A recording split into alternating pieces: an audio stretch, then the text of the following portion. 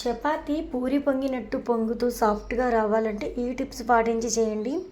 చాలా అంటే చాలా సింపుల్గా చపాతీ చేసుకోవచ్చు. చాలా అంటే చాలా సాఫ్ట్గా కుదురుతుంది. నేను ఇక్కడ 1 కేజీ గోధుమ పిండితో చపాతీలు అయితే చేసుకుంటున్నాను. మీరు ఎంత క్వాంటిటీ తీసుకున్నా చపాతీ కలపడానికి కొలత అనేది ఏమీ ఉండదండి. మనము ఒక బౌల్లో పిండి అయితే వేసేసుకొని ఉప్పు, ఆయిల్, వాటర్ వేసేసుకొని చక్కగా అంతా మిక్స్ అయ్యేలాగా కలుపుకోవాలి. చపాతీ పిండి కలుపుతుంటే ఇక్కడ మా అబ్బాయి కూడా నేను కూడా కలుపుతాను మమ్మీ అని చెప్పేసి మారం చేస్తున్నాడు. లేదు వద్దులే అని చెప్పేసి నేనే కలుపుతున్నాను. ఇక్కడ పిండి అయితే సాఫ్ట్గా ఈ విధంగా అయితే కలుపుకోవాలి. ఇలా కలుపుకున్న తర్వాత మూత పెట్టేసి ఒక గంట వరకు అయితే పక్కన పెట్టేసేయాలండి. ఈలోపు ఇంకొంచెం సాఫ్ట్గా అయితే ప్రిపేర్ అవుతుంది పిండి.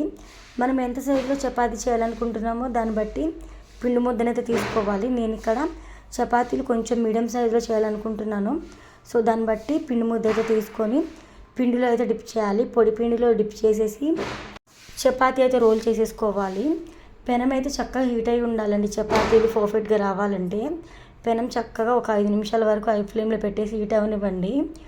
ఆ తర్వాత అయితే ఈ విధంగా రెండు వైపులా లైట్గా కాల్చుకొని ఆ తర్వాత ఏదైనా క్లాత్ తీసుకొని ప్రెస్ చేస్తూ ఇక్కడ వీడియోలో నేను చూపిస్తున్నాను కదా, ఈ విధంగా ఒత్తుకుంటే ఇలా ఒత్తుకున్న తర్వాత మనకి చూడండి ఇక్కడ ఒకసారి గమనించినట్లయితే లైట్గా కొంచెం పొంగుతున్నట్టు అనిపించి ఇక్కడైతే పొంగింది కదా, ఈ విధంగా అయితే పొంగుతుంది.